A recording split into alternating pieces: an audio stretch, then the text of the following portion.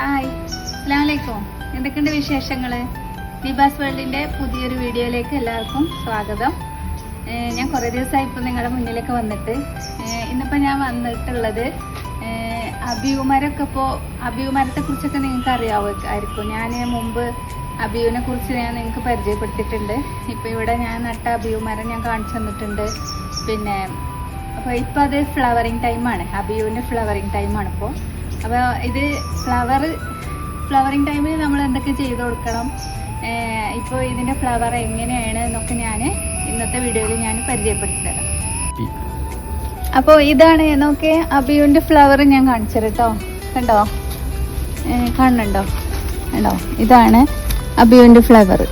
ഇതുപോലെ കൊമ്പുകളിലൊക്കെ ആണ് ഇതിൻ്റെ ഫ്ലവർ കൂടുതലായിട്ട് ഉണ്ടാവും. ഇപ്പം തന്നെ നിറയെ ഫ്ലവർ വന്നിട്ടുണ്ട്. പിന്നെ ഇതുണ്ടോ, ആ കൊമ്പിലൊക്കെ നിറയെ ഫ്ലവർ ഇങ്ങനെ വന്നുകൊണ്ട് നിൽക്കുന്നുണ്ട്. മുട്ടുകൾ എന്നാണ് നമ്മുടെ നാട്ടിൽ വരിക. ഈ കൊമ്പിലൊക്കെ നിറയെ ഉണ്ട്. ഞാനിത് ഇനി എനിക്കിത് കായായതിന് ശേഷം ഞാൻ പിന്നീട് കാണിച്ചു തരണ്ടേ. അപ്പോൾ നമ്മളിപ്പോൾ ഈ ഫ്ലവറിങ് ടൈമിൽ നമ്മൾ ഒരു ഫ്ലവർ ചെയ്യണതിൻ്റെ 2 മാസം മുമ്പ് തന്നെ നമ്മളിതിന് വളം ചെയ്ത് കൊടുക്കണം. ഞാൻ ചെയ്തത് പിന്നെ ഈ കിച്ചൺ വേസ്റ്റ് ഉണ്ടല്ലോ, കിച്ചൺ വേസ്റ്റ് നല്ലോണം കൊണ്ടുവന്നിട്ട് കൊടുത്തിരുന്നു. വേറെ കാര്യമായിട്ട് വളമൊന്നും ഞാൻ ചെയ്ത് കൊടുത്തിട്ടില്ല.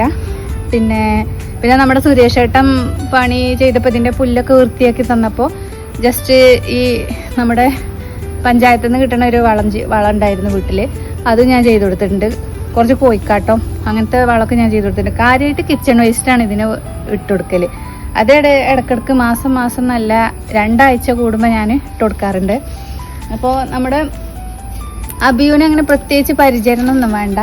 ഈ അബിയു എന്ന് പറയുന്നത് നമ്മുടെ എല്ലാവരുടെ വീട്ടിലും നടാൻ പറ്റിയൊരു ഫലവൃക്ഷമാണ്. കാരണം എന്താണെന്ന് വെച്ചാൽ ഇത് ഷെയ്ഡ് ഇഷ്ടപ്പെടുന്ന ഒരു പ്ലാന്റാണ്. ഈ പ്ലാന്റിന് വെയിൽ വേണ്ട. അപ്പോൾ നമ്മുടെ അധികമാരുടെ വീട്ടിലും വെയിലിൻ്റെ പ്രശ്നം നല്ലോണം ഉണ്ടല്ലോ. അപ്പോൾ അധികം വെയിൽ വേണ്ടാത്തൊരു പ്ലാന്റാണിത്. അപ്പോൾ ഇത് ആരെ വീട്ടിൽ വെച്ചാലും ഇത് 100% നമുക്ക് റിസൾട്ട് കിട്ടാൻ ചാൻസ് ഉള്ള ഒരു പ്ലാന്റാണ് അബിയു. അപ്പോൾ നിങ്ങളെല്ലാവരും അബിയുവിൻ്റെ പ്ലാന്റ് വാങ്ങി വെച്ചോളുണ്ട് കേട്ടോ വീട്ടിൽ. കാരണം ഇത് നമുക്കിപ്പോൾ ഫ്രൂട്ട്സിൻ്റെ സീസൺ അല്ലാത്ത ടൈമിലാണ് ഇതിൻ്റെ ഫ്രൂട്ട് നമുക്ക് വിളവെടുക്കാനായി കിട്ടുക. ഇനിയിപ്പോൾ ഇതിപ്പോൾ ഫ്ലവർ ചെയ്തു, ഇനി ഇത് കായ ആയതിന് ശേഷം ഒരു 2.5 മാസമാണ് ഇതിൻ്റെ ടൈം. ആ കായ ആയി വിളവെടുപ്പിൻ്റെ ടൈം 2.5 മാസമാണ്. ഇതാണ് അബിയുവിൻ്റെ ഇപ്പോൾ എൻ്റെ അടുത്ത് അവൈലബിൾ ആയിട്ടുള്ള പ്ലാന്റ്. ഇതിപ്പോൾ 1 വർഷം ആയ പ്ലാന്റാണ്. ഇതിപ്പോൾ നട്ടാൽ ഈ ഒരു പ്രായത്തിലുള്ള പ്ലാന്റ് നട്ടാൽ ഒരു 2 വർഷം 3-ാമത്തെ വർഷം കായ ഉണ്ടായി തുടങ്ങുള്ളൂ. ഇതിന് പ്രത്യേകിച്ച് പരിചരണമൊന്നും വേണ്ട. നമ്മുടെ വീട്ടിലുള്ള വളമൊക്കെ ചെയ്ത് കൊടുത്ത് നട്ടാൽ മതി. നല്ല വെയിൽ വേണമെന്നില്ല. നല്ലൊരു പിന്നെ ഏത് തണലുള്ള സ്ഥലത്തും ഉണ്ടാക്കാൻ പറ്റുന്ന ഒരു പ്ലാന്റും കൂടിയാണ് ഈ അബിയു. അപ്പോൾ ഇന്നത്തെ വീഡിയോ ഇത്രയൊക്കെ ഉള്ളൂ.